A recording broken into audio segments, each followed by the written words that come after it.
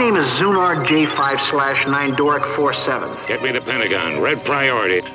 You're a cat. He's the cat from outer space. You're serious? I'm serious. While you and I are talking this very minute, some slimy, green-headed, 12-legged creep could be crawling into the White House. You're trying to tell me that your little pussycat came from another planet, from another galaxy, in a spacecraft and landed right here on Earth. We're up against genius. I gotta tell you something, pal. It's dumb. Very dumb. Ken Berry. McLean Stevenson. Now that's dumb. Holy cow.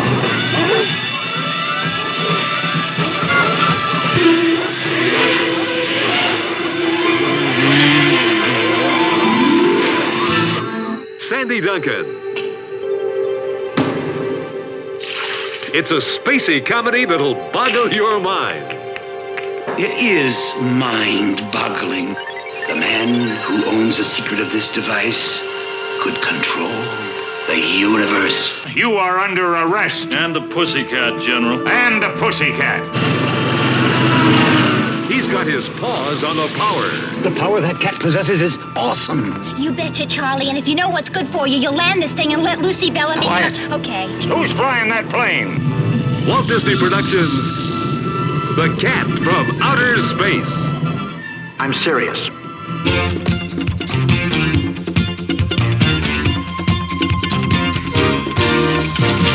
Welcome, one and all, to the very first ever guest choice episode of Escape from Walt Disney, the podcast where we review movies, TV shows, and short films available on the Disney Plus streaming service, usually chosen completely at random. I am your host, Tony Goldmark. Joining us today via Zoom, all the way from Anaheim, California, Alessandra Dreyer and David Ganssle. Hello. It's us. And all the way from Riverside, California, the guest choice guest of honor herself, Morgan Funder. Oh no, it's a lot of pressure.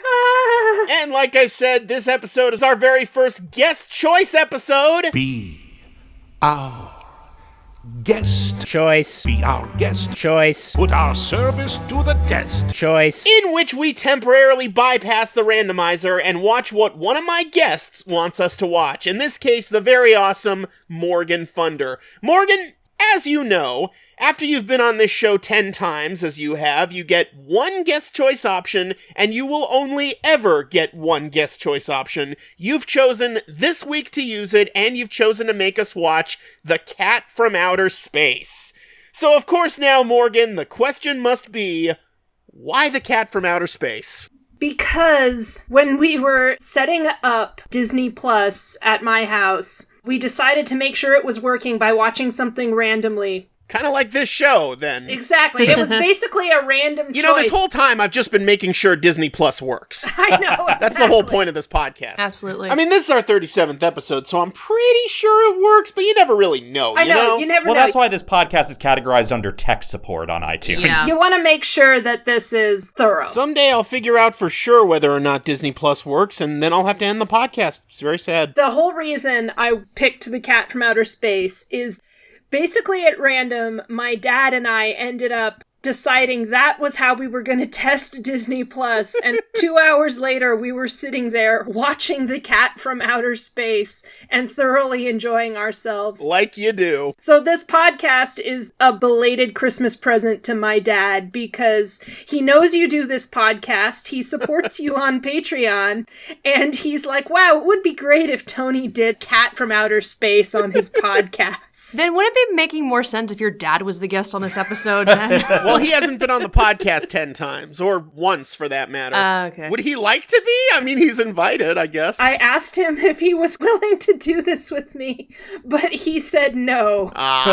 So Dave, Alessandra, what are your connections to The Cat from Outer Space? Have you ever seen it, heard of it? What have you? Heard of it, never seen it. I've just heard it listed among those other obscure live-action Disney movies, but I've never seen it myself. Is this a sequel to The Ugliest Dash Hound? I assume this is actually a prequel to A Talking Cat, all the punctuation in the world. You know, it could be. Or that weird musical Drat the Cat. Last year, when I did Patreon Request Month, someone actually requested this. The randomizer did not see fit to choose it, unfortunately, in the randomizer's infinite wisdom.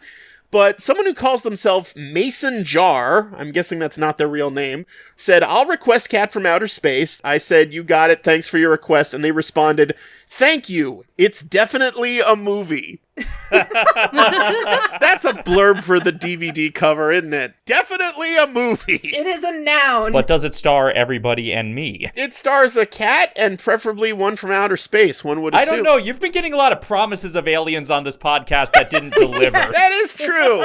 You know what? This is going to be a spaceman from Pluto situation where it's really a time travel movie, but Sid Sheinberg insisted on changing it to the Cat from Outer Space, and no one saw the movie, even though Sid Sheinberg didn't even work for Disney, so I don't know, it was sabotage. It's actually a dark Slaughterhouse-5 style prison film where the two inmates keep each other amused by recounting all the bad movies they've ever seen, and one of them is The Cat from Outer Space, a la Kiss of the Spider-Woman. This was released in 1978, the year after Star Wars, incidentally. This was a year after Star Wars. Star Wars had taken the world by storm a year earlier, and Disney's response was, The Cat from Outer Space! It makes about as much sense as Gary Marshall's response to Star Wars, which was inventing Mork. You mean his response wasn't Valentine's Day? Obviously, Disney's real response to Star Wars would come a year later with the Black Hole. That also kind of blows my mind, is that the Black Hole, for all its colossal failure, was still a legit attempt at a sci-fi space movie, and it came a year after The Cat from Outer Space from the same company. Yeah. This was kind of the dead zone for Disney. Like, I talked about this on the Bedknobs and Broomsticks podcast episode from a couple months back, but in that time after Walt died, but before Eisner took over, Disney just released so many movies that nobody remembers. And they were pretty much all these wacky slapstick comedies that felt like they should have been made in the early 60s, but for some reason weren't made until the 1970s. There was a joke in How I Met Your Mother about how the 80s didn't come to Canada until 1994. Yep. And that was basically Disney between Walt and Eisner. It's a very Ron Miller sort of film. In hearing the name Cat from Outer Space, every time I heard it and didn't look up more about it, I think in my head I assumed it was a much earlier movie that had Annette and Tommy Kirk or something. It sounds like it should. That would make too much sense. Remember, this is a movie for your dad. Apparently. This was a movie for your dad's dad. This is your dad's Star Wars. The That Darn Cat franchise really went off the rails.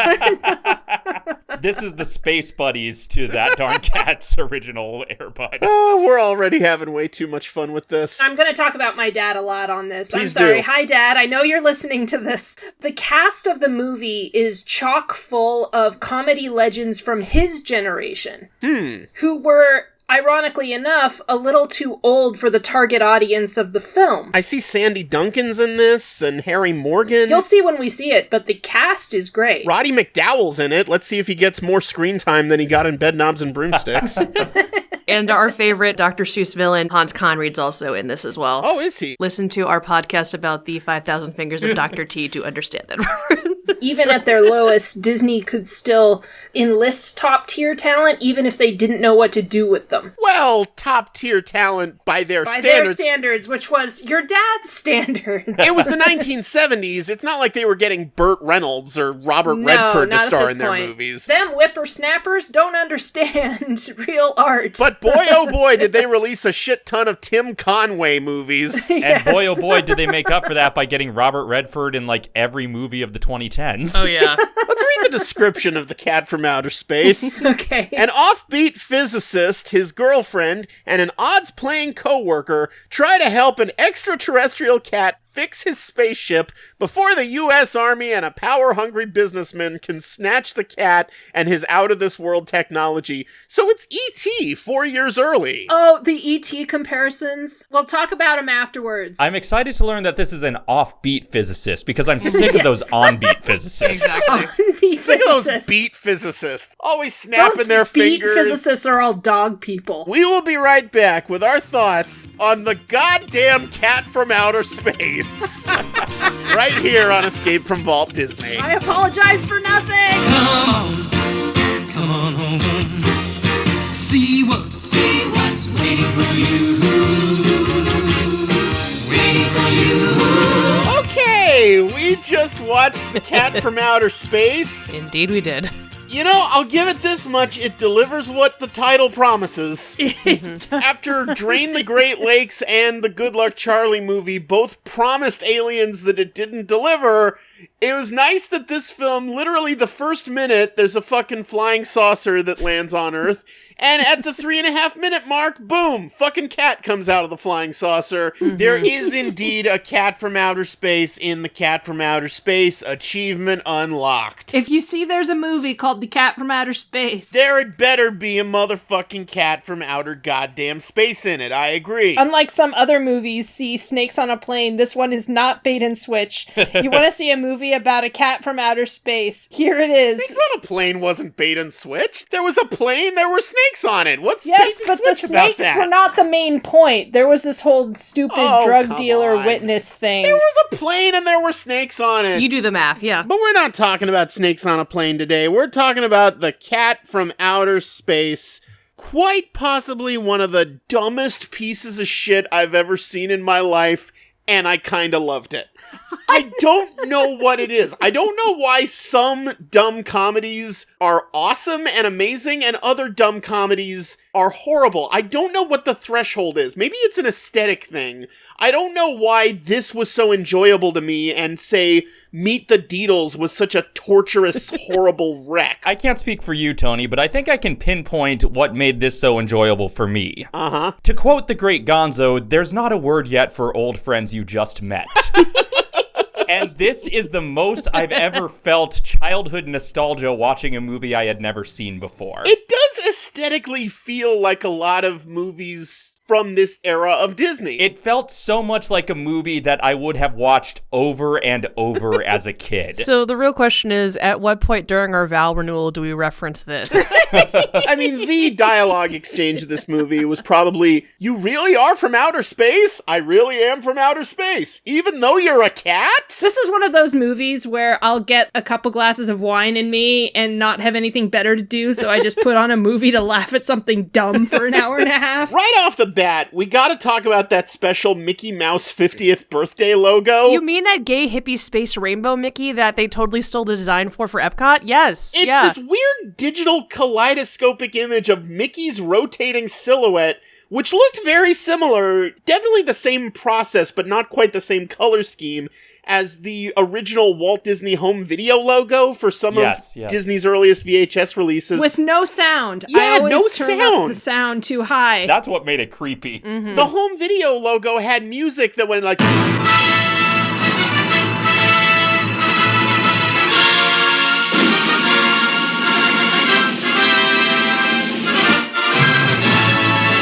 Did this movie even see a home video release? This at least got released on DVD. I know that. I think also VHS. I'm not sure about that. But also, you're celebrating the 50th anniversary of a mouse with a movie about a cat. I know! Yeah. Dick move. The two hillbillies are the first characters we meet. Old man Peabody up in there. Old man Peabody pumps his shotgun and asks his yellow Labrador to come with him. And his yellow Labrador sort of whines and runs away. See, the thing is, Dutch just saw Old Yeller recently, so he knows what's out there.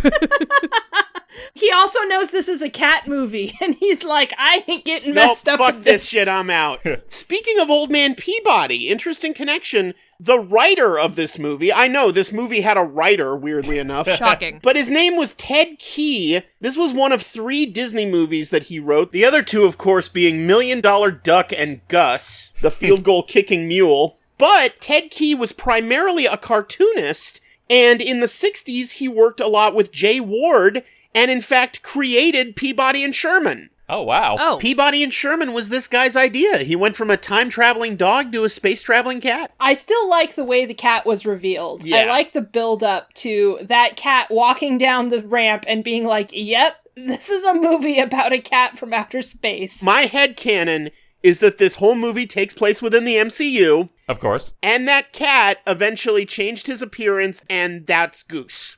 I buy it. Or at least Goose belongs to the same species. Yeah. These are all flurkins. He didn't see an opportunity or reason to bust out his whole tentacle attack. Right. It didn't come up in this movie. He preferred more non-lethal methods. That really didn't feel like the most economical use of the credits. Yeah, that bothered me. So weird, yeah. It's like they couldn't afford a huge, like, animated credit sequence at the beginning, and they didn't want to save the credits for the end for some reason, so they just put this wall of text covering up the action at the beginning of the movie while actual stuff is happening. Character names were the first name when we were introduced by their last names. Actor we've never heard of as Bill or whatever. This information will not help us. How would you feel being one of the actors in one of those scenes? You want to see yourself up on the big screen and your own name is covering up your face. What the fuck?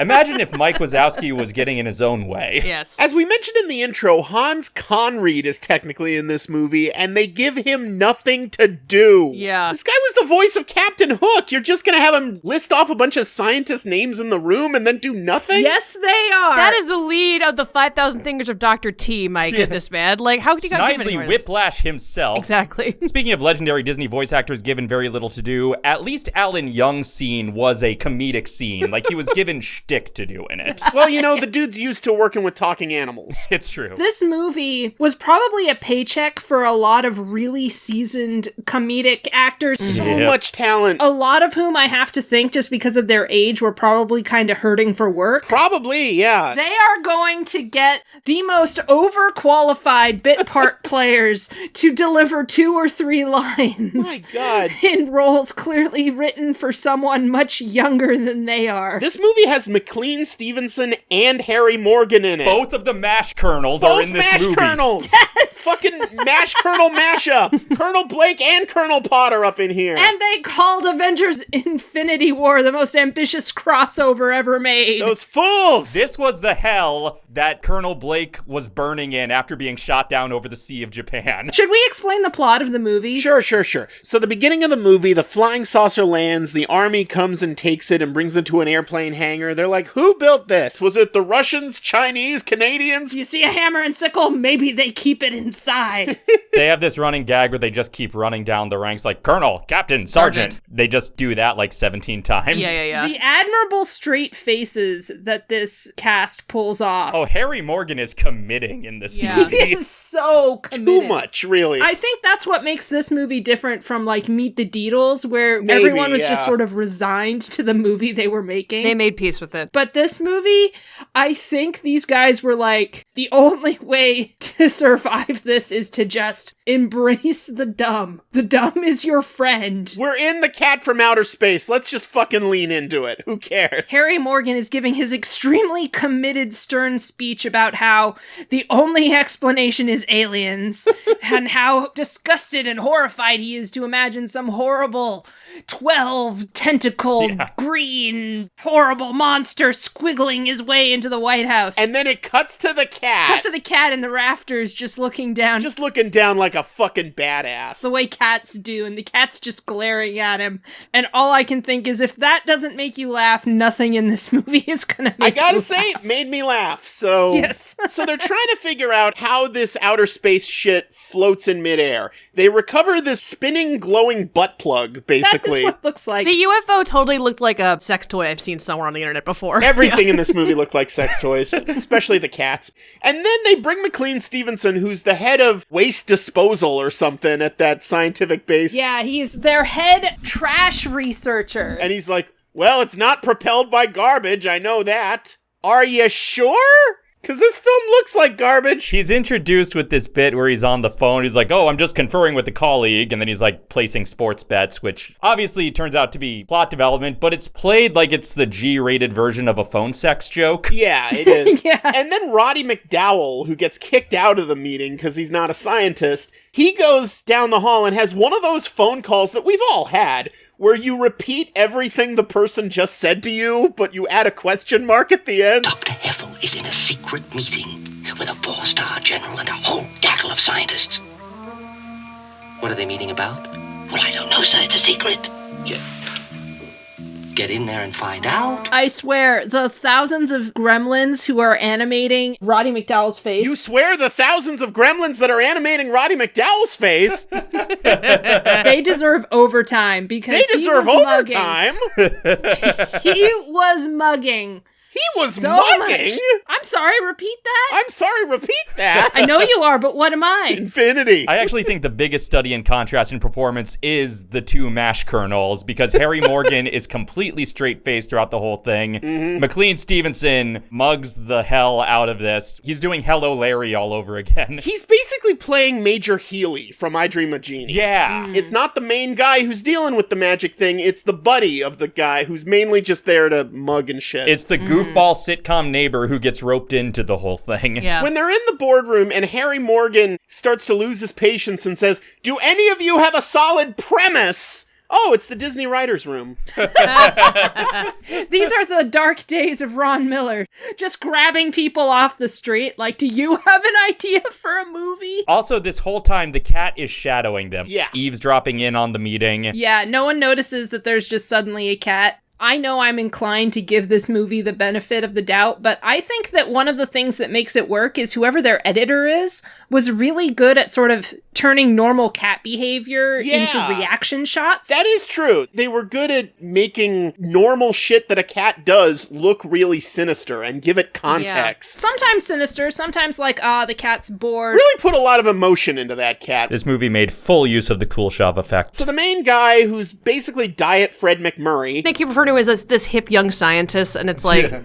Dad. Yeah, the bright young physicist can't possibly be younger than 45. It seems like they wanted Kurt Russell, but he was done doing Disney movies by that point, so instead they went with Ken Barry from F Troop. Basically, this movie is just full of everyone from the military sitcoms. Yeah. They all know each other, and they must have all been looking for work around the same time. And they probably brought their own uniforms to the military scenes. Yeah, seriously. You cannot convince me Harry Morgan does not have a whole closet full of different World War II uniforms. Dave, I don't know if you know how right you are, because the voice of the cat is Ronnie Shell from Gomer Pyle. Mm-hmm. Oh, yeah. Oh, wild. So yeah, it's the military sitcom all-star reunion special. I'm legit surprised no one from McHale's Navy showed up. Anyway, so the scientist played by the F Troop guy figures out roughly what's happening scientifically, and that's why the cat trusts him.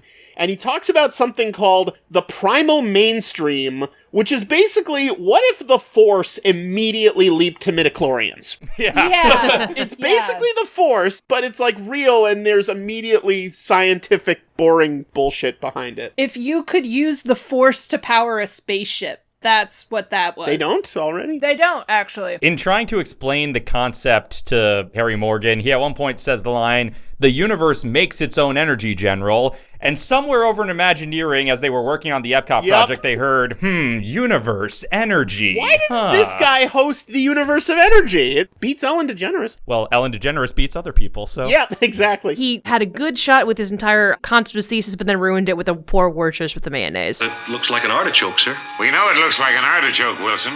What makes it tick?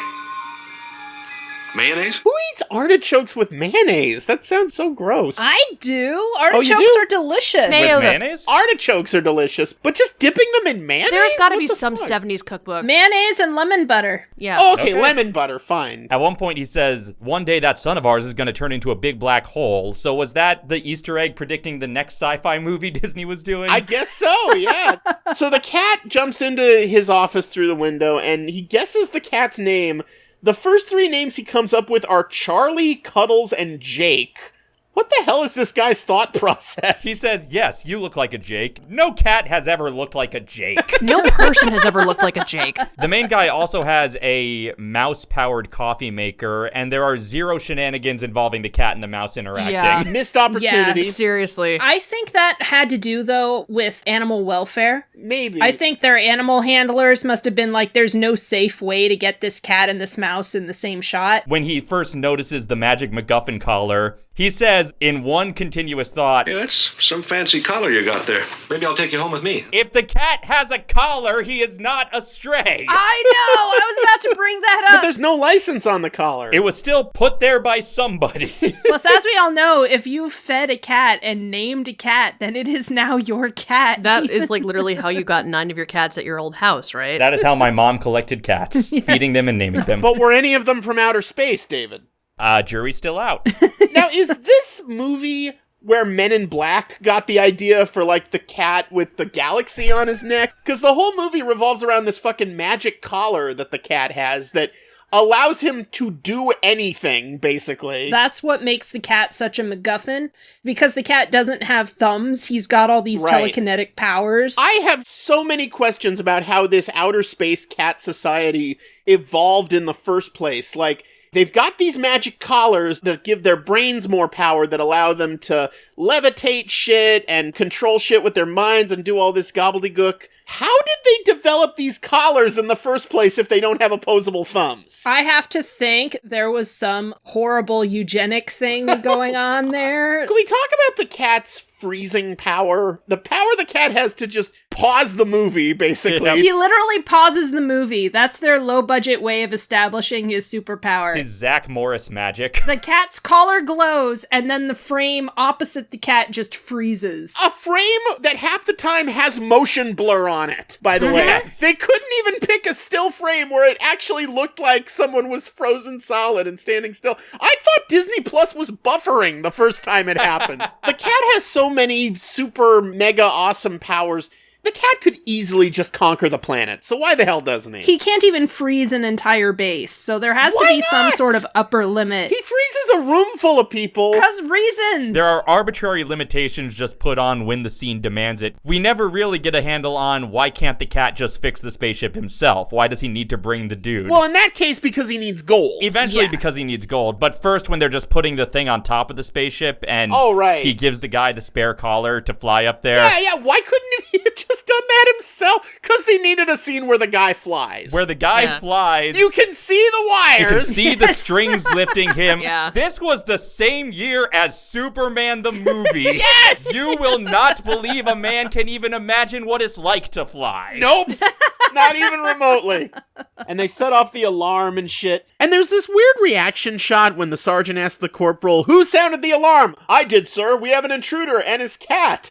Cat? Cat? Cat?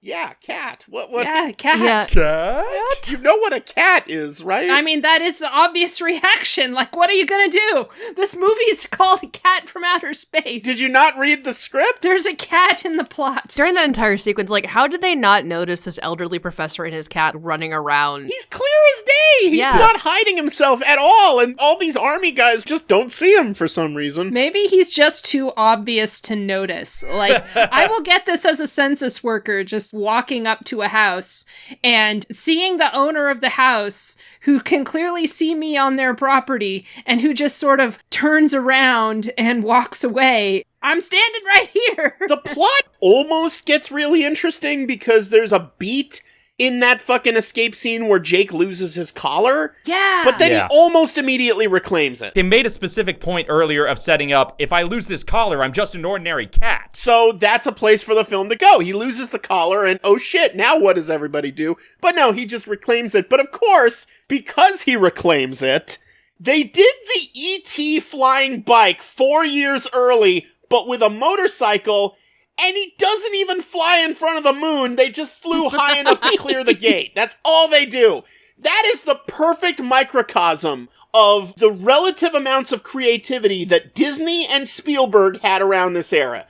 Spielberg turned the concept of a flying bike into this beautiful, iconic sequence with the amazing John Williams music, and it's this uplifting, empowering scene that enchanted audiences. And in this movie, ploomp, just up and over. That's all they do. Turns out the real reason Disney turned down E.T. is they were like, we already made this movie. It's not like he's gonna do it better or more iconic than we did. Every time people sit in E.T., mark my words, they're gonna be thinking, we already saw this, we saw the cat from outer space, it's all been done, you're doing nothing fresh here, Spielberg. E.T. doesn't even star a cat. No, I know. Tonally, it could hardly be more different.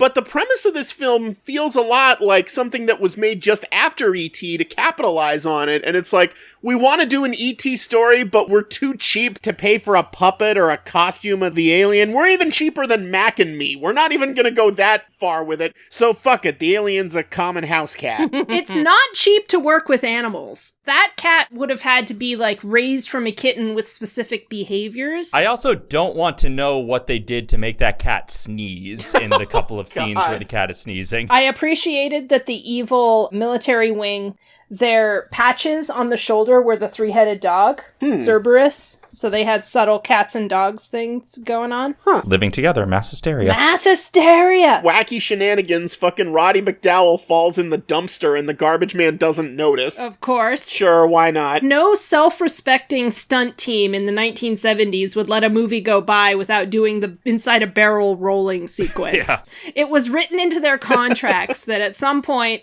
some character needs to get into a barrel and that barrel needs to get knocked over and roll around. It's in the book, people. It's in the book. There's this running thread we haven't really touched on where this guy keeps doing really well with Sandy Duncan, but then forgetting that he made a date with her. Again, Diet Fred McMurray. It's just the absent-minded professor all over again, only it's a date instead of a wedding. The first time, McLean Stevenson just barges into the dude's room. He's levitating in midair, and the guy just says, "Why are you in the air?" And he's like, astronaut exercises, and he just accepts it. Okay. That was the moment when I was like, okay, this guy's just Major Healy. Basically, he barges in because his wife kicked him out, and he's got money riding on the game. Now, first off, the licensed NBA footage was probably the most expensive part of this movie. Oh, without a doubt. Yeah. On the game on TV, they cut to an obviously shot at a completely different time close-up of the hoop. Yeah. And the cat controls the basketball to make the game end, basically just to make McLean Stevenson leave and get him his money. And the cat says, well, any friend of yours is a friend of mine. Besides, it was the fastest way to get rid of that flake. So, like, he compliments him and insults him in the same breath. Which is very cat-like. I guess that's true. That is accurate cat behavior. Then later in the movie, the cat manipulates a field goal on a football game. It's looking good. The ball is turning into a fat, bald guy. And it's no good. It's good the cat from outer space did that. It's very good. And then he turns Ken Berry into a jack-in-the-box. Did we mention this movie is about a cat from outer space? They're on their way to the military base, and the cat says, you should carry me. The guy jokes, oh, what, old football injury? And the cat says, actually, no, polo. Now, earlier he mentioned that cats are the furthest that species on their planet felt the need to evolve. So what do they use for horses on his planet? Humanoids, obviously. Monkeys, probably. The conditions under which the primitive humanoids have to live is just atrocious. It's inhumane, literally. Speaking of horses, I gotta talk about that horse race, because that was some horse shit. We see all 6 horses leave the gate, and then it cuts to quote-unquote Sweet Jake still in the gate. They just thought we wouldn't notice, and they just speed up the fucking film. So, in addition to all the other magic brain powers this cat has, he can magically make horses run faster? He can! It seems like tripping up all the other horses would have been easier, but of course... But harder to film. Yeah. Harder to film, and also more dangerous for the animals. So I think they just sort of decided to make the obviously sped up footage part of the joke. Also, I fucking paused it, I ran it back several times. Sweet Jake did not win that race. Yeah, I noticed that. The other horse fucking crossed the finish line first, but they're just playing like Sweet Jake won. That's the stock footage they could get. Did McLean Stevenson actually have a lot of money that he would place second? Did he win $100 or $1,500? He says both at various points. I'm still trying to figure out what happened to the second collar, because remember, the ship was equipped with a second collar. Right. Yeah, that didn't go anywhere. Yeah. I was watching it for a 4th time, I think, as I was waiting for the call to start, and I made it my mission to figure out, okay, when's the last time we see the second collar? And the last time we see the second collar, it is in the hands of some random soldier guy who just did the barrel roll with Jake, and Jake runs away, and he's left there with the collar in his hand. They could have had Roddy McDowell bring it back to his mysterious overlords. Mm-hmm. My question is, what happened to the one that the human character was using to fly? I didn't see what happened to that one. See, this is why I introduced guest choice into this podcast, because that enables me to do an episode on the Cat from Outer Space with the world's only Cat from Outer Space stan. We found her, ladies and gentlemen. The only Cat from Outer Space fangirl who has dissected this shit like it's fucking Star Wars. I love it. Morgan doing her thesis statement. I apologize for nothing. Morgan is to Cat from Outer Space as Stephen Tobolowsky is to Who's the Boss in that Community episode. Yeah. It is dumb as rocks, and I love it. I still think the cat in this movie is just way too overpowered. Like, he can solve pretty much any problem just by freezing people and or moving shit around with his mind. Jake became the squirrel girl of this universe. Fuck it, magic powers, boom. I'm certain that was a device they came up with to sort of minimize plot holes. Well, that didn't work. Yeah. Nope. There are so many points in this movie where they act like they're about to explain the pseudoscience behind something, and the cat is just like, I'll explain later, and then never they does. hand wave so much shit. Speaking of hand waving the science, they go back and forth between whether or not other people who aren't the main guy can hear the cat when he talks. Yeah. Sometimes people can overhear him, sometimes they can't, depending on what the plot needs. So, does Jake communicate through telekinesis, or does he just straight up have a speaker in his head? This was something I picked up on a rewatch. Jake seems to be able to decide who can hear him. Okay. So at first he's only speaking to the scientist, and then he expands that to include Link, and then he expands that to include everybody in the main cast. And he can also speak generally. It's thought projection. If you've ever played D&D, you know the spell message, where a character who's taken a level or two in psionics can send a telepathic message to whoever they want. I'll take your word for it. Okay, sorry about that. I will say this, the bit where the beer goes from the glass back into the can, that was a really cool effect. Yeah, that was cool. Oh, totally, yeah. Clearly it was like a fountain going from the beer and then they played the footage backwards, but still, that must have taken some balance to get the beer in the glass in just the right position where it would work. Excellent work with the prop department right there. They probably spilled quite a bit of beer doing that. And I think this is something of comedy, at least comedy of that era, that I don't notice in modern comedies so much, where it's all about the blocking. Yeah. Where the whole scene will go on for a minute or longer, where it's just characters moving around a room, interacting with props, sometimes doing entire sequences before there's a cut. Well, that's the sitcom influence there. Those parts were shot like sitcoms, and they couldn't fake those long takes back then. The director, by the way, was Norman Tokar, whose entire feature filmography is Disney movies. He was most likely under contract as one of Walt Disney's stable of directors, and he was prolific. From the early 60s to the late 70s, he averaged about a movie a year. He started in 1962 with Big Red. He directed The Ugly Dachshund, as well as Follow Me Boys, The Happiest Millionaire, the first Apple Dumpling Gang movie, Candle Shoe. Oh, wow. And The Cat from Outer Space was his last film before he tragically died of a heart attack in 1979. But before he made all those Disney movies, he worked in sitcoms. He directed episodes of Leave It to Beaver and The Donna Reed Show and The Bob Cummings Show. So nice. It's all fucking connected, man. And if any of our listeners don't know who Bob Cummings is, watch our Disneyland opening telecast riff on my YouTube channel. Know him, love him, you're welcome. Anyway, we mentioned Old Man Peabody earlier. We mentioned Spaceman from Pluto in the opening. There were a lot of weird Back to the Future connections in this movie. I'm pretty sure the one exterior shot of town was Hill Valley on Hill the Universal Valley, I'm backlot. pretty sure it was. It looked exactly like it. Also, Old Man Peabody called the dog Chicken, so there's that. So both dogs and chickens know this is a cat movie. And so much of the running time of this movie is devoted to making money by betting on sports games where you already know who's gonna win. I know! Here was the moment that fucking drove me crazy. I get that this was basically just a glorified sitcom, but even for a glorified sitcom, this part was fucking stupid. It's established that the cat cannot repair the spaceship without gold. That's the one metal that will work. They need $120,000 worth of it. They don't know how they're going to get that money. It's already been established earlier that the cat can use his super magic brain powers to fix sporting events, to make balls go certain ways and shit. And the fucking neighbor character, who frequently bets on sporting events, barges in to watch another game at the exact moment they're wondering, how are we going to get this money? And it takes these brilliant scientists, I counted almost 2 whole minutes to piece together the most obvious get-rich-quick plan in cinema history. But how are we gonna get the money? How are we gonna... It's fucking rig the sports games, you motherfuckers! Those scenes go on so long. The entire second act of this movie is just trying to bet on sporting events, and then when that fails, the fucking pool game. In extremely complicated ways. Needlessly complicated. They were just padding the second act. I think every single gangster archetype that exists was in that scene. One of the gangsters is literally named Weasel. Yeah. Because what else would you call him? I'm kind of amazed John Polito wasn't there. I'm certain he was. He was just off camera. Probably. He was doing craft services. Every character actor in that pool hall looked like a different love child of Mel Brooks and Al from Happy Days.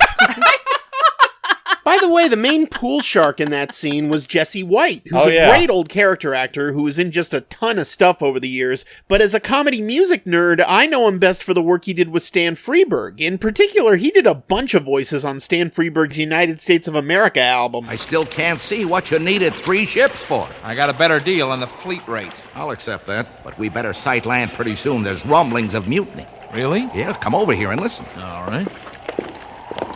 Rumble, rumble, rumble. Mutiny, mutiny, mutiny. So yeah, they're basically turning the cat into a living, breathing gray sports almanac from Back to the Future 2. It's just straight up using telekinesis to cheat. It's that scene from The Phantom Menace where Qui-Gon Jinn uses the Force to cheat at dice. So Star Wars stole from this movie. Of course it did. Motherfucker! So much fucking time is spent in that pool hall. The Color of Money didn't spend this much screen time playing pool. Oh my god, it was forever. I would love so much to see the pool scenes from this movie recut to It's in the Way That You Use It. Someone get on that. I've been trying to figure out how they did the animation of those balls going exactly where they need them to, and I have to think they must have had magnets under the table. Probably. Oh, absolutely, yeah. I did enjoy the slapstick of when she hits the ball and it bounces that off. Fucking Rube Goldberg bouncing everywhere. That sequence was worthy of Kubrick. Surprise, here's another hard surface. Surprise, some guy's helmet. Surprise, frying pan now. A frying pan frying the fakest looking eggs since Batman v Superman. Right.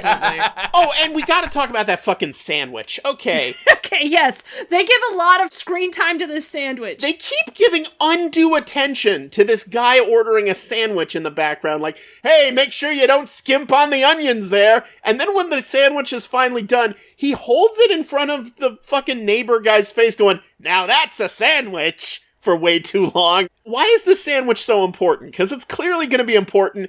The smell of the onions from the sandwich wakes the cat up. That's it. Yeah, it's smelling salts, basically. I feel like you could have told that story visually. See a sandwich loaded with onions, the cat wakes up there. Visual cue communicated. As someone who takes unnecessary pride about posting everything I cook onto Instagram, even I do not go that hard on being like, do you see the thing I made? I am going to put this foot-long sub with turkey and extra onions directly in my mouth hole. This sandwich could have been an email, I'm just saying. I was gonna ask, how does the cat even know how pool is played? But it doesn't seem like the movie even knows how you play pool, because when Sandy Duncan re-breaks and the balls all go into the holes, the stripes and solids are both going into the holes willy-nilly, and the 8-ball is not the last one to go in. Yeah. So I'm pretty sure she still lost. This movie's too dumb to know the actual rules of pool. Just put all the balls in holes, who cares? I did enjoy the contrast between how devastated the pool shark was about losing and how genuinely delighted the guy holding the money was. He was like, you know what, fuck it, respect, you pulled that off, I am enjoying this. Yes. He was happy to see his boss unhappy. You see, that whole scene, this is the trouble Harold Hill was trying to warn us about. Trouble with a capital T, and that rhymes with C, and that stands for cat from outer space. My one last thought on the pool hall scene. Somebody had way too much fun making Sandy Duncan say the phrase, just show me how to hold the pole. Just show me how to hold the pole.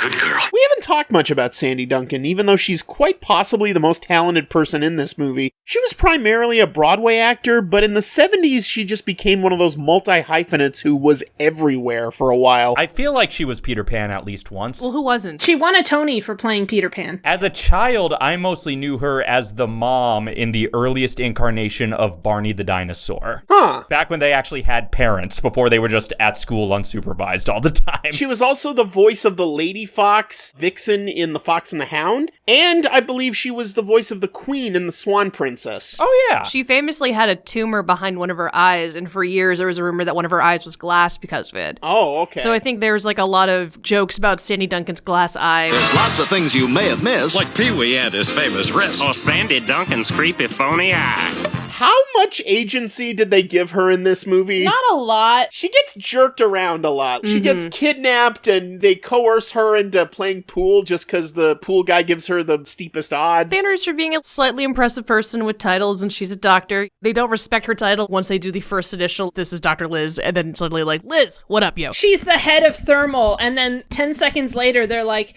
here's Dr. Dude, also in Thermal. Basically, what she does over the course of this movie is keep coming over and trying to initiate dates that the main dude forgot about. Bring her cat over so the titular cat can get horny. That cat is so horny throughout this entire movie. The cat's a fucking tomcat. Our kitty cat's not too bad either. There's plenty of time for that. That's all right for you to say, but I've been confined to a spaceship for 5 months. You know, if only there was a slang term for a cat that's also a slang term for female genitalia that's been co-opted into a slang term for intercourse. I just can't seem to think of one. I don't know. I know. It would be some amazing wordplay. It really would. I'm certain there's a word for it. It's just slipping our minds. Anyway, let's keep talking about pussycats. Yeah. They keep talking in this G-rated movie about these pussycats. The classic dialogue exchange. Can't you see I'm busy? Doing what? Playing with your pussycat? Mwah. Good night, everybody. Also, oh, poor guy having to be isolated for 5 whole months. Wow. I know. Well, he is a cat. By the way, has anyone bothered to ask Lucy Bell, the lady cat, what she thinks of all this? No, nobody asked her. She's getting a lot of unwanted attention. Yeah. Give her the collar. I want to hear her input. Is she into Jake? Does she like that he keeps hitting on her? The closest we come to feedback is when he goes, well, honey, I guess you're stuck with me. And she goes, wow. Until she is wearing a comparable collar, is she sentient enough to consent to a relationship with the cat from outer space? I mean, how sentient is any cat to consent to a relationship with other cats? If you really want to unravel that thread. Although in this case, he can talk, she can't, so at the very least, it's a huge power imbalance. Yeah, Lucibel gets literally carried around in a cat carrier and just sort of dunked in front of him, and he sniffs at her through the bars, and that's apparently true love. And the fucked up thing is, Sandy Duncan's character only has slightly more agency. The most agency Sandy Duncan has in this movie, actually, is causing an obstacle by bringing Alan Young in to sedate the cat. Yeah. So her agency causes trouble for the other characters. And then they explain to her that the cat's from outer space, and she believes them before actually seeing any evidence of it. No, Jake talks to her. I don't think Jake talks to her until after the pool game. Yeah. Or like between the pool games, maybe. Oh, I thought he talked to her in the elevator. No, he was already sedated by then. He was passed out. Oh. Yeah. Some cat from outer space fangirl you are. You're already stripped of your title. Fake fan, you figured me out. I'm being canceled as we speak. We keep cutting back to these scenes with the military guys, and most of them just have Hans Connery just standing in the background, not saying or doing anything. Good God. Harry Morgan doing everything and Hans Connery doing nothing, and it's like, well, I like half of that equation. I love Hans Connery so much, and it's a shame to not actually see this movie use him well. Mm-hmm. Somehow their computers are analyzing who the pilot of the UFO was. Yes. Yeah, the Ask Siri scene. This is one of the few moments where the film knows exactly how stupid it is. It brings the test results back and says, results, feline, commonly known as cat. Well, that's nonsense. This thing's broken, blah, blah, blah. And then it comes back again, results tested. Yep, definitely a cat. Yeah, definitely a cat. They can tell for some reason. The computer has read the title of the movie. And meanwhile, turns out Roddy McDowall is working for a fucking Bond villain, introduced when there's only 30 minutes left of the movie. Mm-hmm. A Bond villain whose deal is never explained. No! Yeah. He's some sort of shady businessman type thing, I think. We don't even know if he's a businessman. He could be the dictator of a third world autocracy for all we know. But he wants to rule the universe.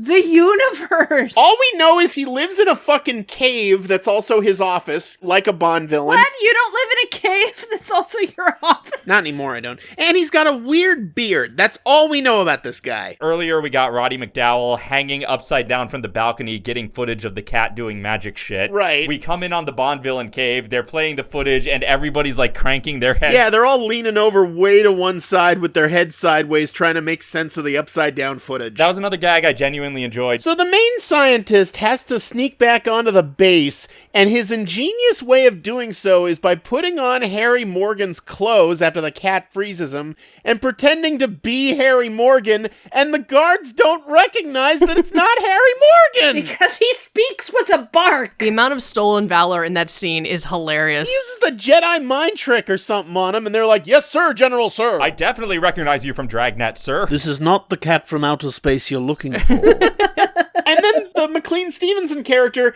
he just shows up, and it's just some random guy saying he's a friend of the general, and the army's like, well, I'm convinced. It's the most trusting base in the U.S. Army. Dub as rocks! I love that long, awkward pause when McLean Stevenson and Sandy Duncan get kidnapped. The henchman is pointing a gun at both of them, and it's just 5 solid seconds where no one's saying anything. Yeah. Oh, well, I guess this is happening now. Okay, we're being kidnapped, whatever. As Ken Berry is getting ready to drive away, in the middle of the night behind this Jeep, he takes a moment to put on his sunglasses. Right, to disguise himself as Harry Morgan. All I could think was, we're a cat, we're from outer space, it's nighttime, and we're wearing sunglasses. Hit it! When the cop cars showed up at the end, I am legit surprised none of them crashed, because this was the era when, I'm not kidding, it seemed like almost every Disney live-action comedy had a scene where a police car crashed into something for comic effect. Leonard Maltin pointed that out in his book, The Disney Films. Every Disney movie around this time had a police car crack up in it. This film had police cars, but they didn't crack. What the fuck? They saved that for the tractor sequence. Or maybe they shot it and cut it out. I don't know. The presence of the police in the first place is interesting because Harry Morgan sees them making off with his car and says, "That's my car, call the police." Dude, you're the army. Yeah. But yeah, like Allie was saying, they North by Northwest that tractor off the Yep, road. dumbest North by Northwest homage of all time. And they spend so long on that tractor guy reacting as he rolls off. That's the other thing this movie never did was, as much as they had beer in this movie, they didn't do the classic double take with like a drunk guy seeing any magic happen and pour his alcohol out. They saved the crazy double take for just a plane flying you off the road when there's actual magic in this movie. I gotta say, the stunts in this climactic sequence with the helicopter and the biplane are really, really impressive. Yeah. They actually got a shot, which did not look blue screened or green screened. It looked like they got this for real, of an upside-down biplane flying way up in the sky with a dude hanging out of it. Yeah. Hanging out feet first, clinging to the side. Hanging for dear life. That was for real, and that was the day when you couldn't fake that sort of thing. I'm genuinely surprised they didn't pull this shot for The Rocketeer at all, because I feel like that should have been in the film. And they couldn't green screen out your safety harness at that point. Wow. Yeah. I mean, I'm sure the guy must have had a really strong safety harness, but it must have been inside the plane at an angle where the camera couldn't see it. Probably wearing some sort of harness under his clothes or something like that. And then you had the shots where they're trying to transfer Sandy Duncan and the main scientist guy from the helicopter to the biplane, and they're doing all that shit in midair. Yeah, and she's clinging to him, and I think that was a stunt woman, and she was hanging on to him, and he was hanging on to the chopper. It's amazing. You're not faking that shit. And even with all the precautions you could possibly have taken back then, there was still a lot that could have gone wrong with a plane in midair, and these stunt performers were potentially laying their lives on the line for the cat from outer space. Risking their lives for the cat from outer space, because that's what they do. I mean, imagine if, God forbid, something had gone horribly wrong and one of them had been killed. Their obituary would have to read that they died shooting a stunt for the cat from outer space. To steal a joke from Kevin Murphy, it'd be worse than dying of syphilis. I feel like this movie would then have more of a cult the way that the Twilight Zone movie does. Oh, absolutely. One thing that I appreciate is how safe they are keeping the cat. It's basically not in any of the stunt scenes. Especially considering this was pre-Heaven's Gate. It was the Wild West at this time. There was no ASPCA looking after them. And yet, yeah, you can see that the cat's just like a fake stuffed cat or a plush toy or something. The actual cats are mostly filmed in close-up and edited out of sequence. Yeah, there was clearly no actual cat up in that plane, though I don't know what they were worried about. I mean, cats always land on their feet, right? The real elaborate plane stunts and the stuff that was shot with the actual actors on a set was so easy to tell apart. Yeah. It actually made it easier for me to appreciate the stunt work. So the bad guys are holding Sandy Duncan hostage on the helicopter, and Roddy McDowell, because he's a fucking idiot, tries to shoot the biplane with the flare gun and only shoots the ceiling of the helicopter, which leads to the classic dialogue exchange, "What happened? You happened, you imbecile!" Delivered with utmost conviction. The unexplained bad guys are just left dangling from a tree at the end of this movie. Yep. To starve to death, presumably. Yeah, it's fun. Yeah, they're just gonna leave him there. They had a way to get down with the Swiss Army knife, but then they were like, no, that's stupid, so I guess they're just gonna hang there until the end of time. They're still there. They're still there, yeah. They're 40-year-old corpses. Starring Steve Carell. Very popular spot for Instagram influencers to take selfies. They have the Deus Ex President ending where Harry Morgan gets a call from the president. Yes, I'll inform them. Your friend Jake is to be treated as the representative of a friendly power. In exchange for bases, In exchange for military bases, Yes. of course. Yeah. I did love that gag. How do they know he's friendly? We, the audience, know he's friendly, but they snuck onto an army base, they stole equipment, they froze you in midair and gave you a stupid t-shirt, Harry Morgan. They also didn't kill anybody. Standards are low. Carter was president at the time. No wonder he didn't get a second term, because he's way too trusting. Well, everybody in this movie is way too trusting, because the military base guard is like, oh, you're a friend? Yeah, exactly. And even the cat was way too trusting, just being like, hey, you're closer than any human has ever come to figuring out my theories. I'll just tell you that I'm a cat from outer space. Yes.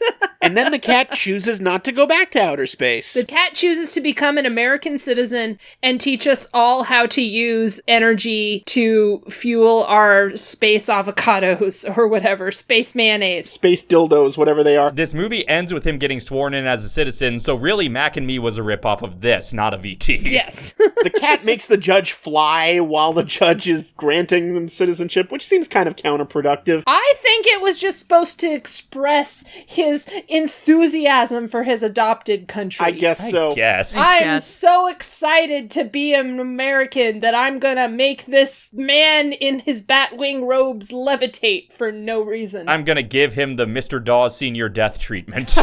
My final note of this fucking movie, all caps, I wrote, "Of course the judge is Boss Hogg!" The actor who played the judge was Boss Hogg on the Dukes of Hazzard. Perfect. This film needed that extra little pinch of 70s. Of course. So this movie didn't have Burt Reynolds, but it had someone who would eventually share a role with Burt Yep, Reynolds. Exactly. it sure did.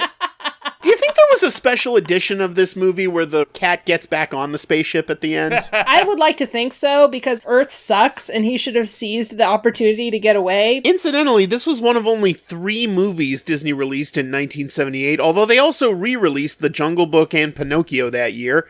The other 2 being a Western comedy called Hot Lead and Cold Feet, starring Jim Dale and Don Knotts. Sure. Thank you. And the sequel, Return from Witch Mountain, which was also about aliens that could move shit with their minds. Yes, and was also an extremely violent and depressing film. It's the dark and gritty reboot of this movie.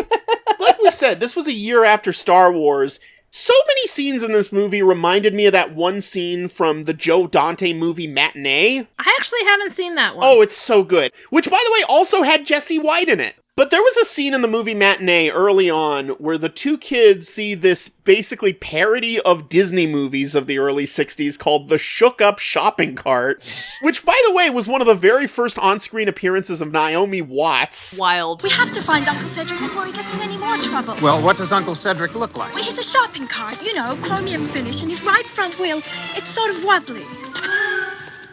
A shopping cart?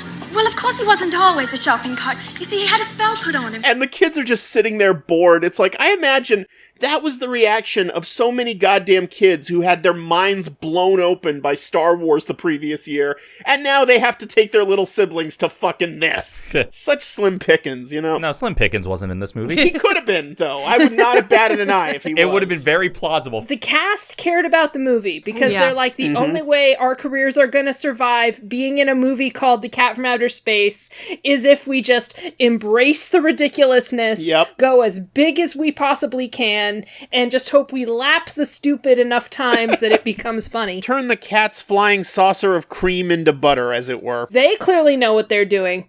The stunt team knew what they were doing. Ron Miller clearly had no idea what he was doing. Nope. Never had, never will. He was a football star who married the right daughter. Oh, yeah. He failed upwards. He's the poster boy for nepotism. Not necessarily malevolent. I've never heard anyone say that he was like a mean or a bad person or anything. No, but he was just kind of a doofus from what I've heard. He was. The general consensus is, since Disney's actual daughters showed interest in art and interest in the family business, if it had been acceptable, that's sort of one of those roads not taken. Yeah, that's Disney in the 70s for you. They couldn't even get nepotism right. Patriarchy gonna patriarchy. Sometimes you're just a cat in a cat carrier, and the cat from outer space gets to drool all over you, and that's your role in the plot. You know, I think McLean Stevenson said it best at the 49-minute mark of this movie. I gotta tell you something, pal. It's dumb. Very dumb. So you know what I'm gonna do? I'm going to drink your last beer, then I'm going to watch 3 football games on your television set, and then I'm going home. Because this is dumb, Frank.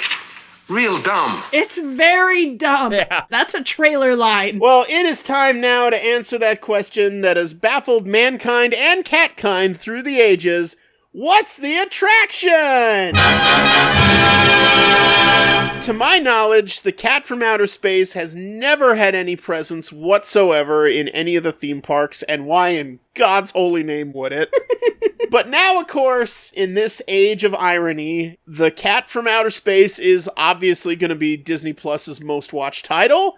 They're going to want to put it in the park somehow. How are they going to put the Cat from Outer Space in the Disney parks? Allie. Disney's going to finally get it together to open their 3rd gate in Adventure City, and they're going to turn the entire thing into a war game simulation. So you are trying to get the cat back into space, and the entire park for Adventure City has been turned into sort of like obstacles to make sure that that happens. Dave. Each coast has one Disney roller coaster with a loop-de-loop. There's Incredicoaster and there's Rock and Roller Coaster.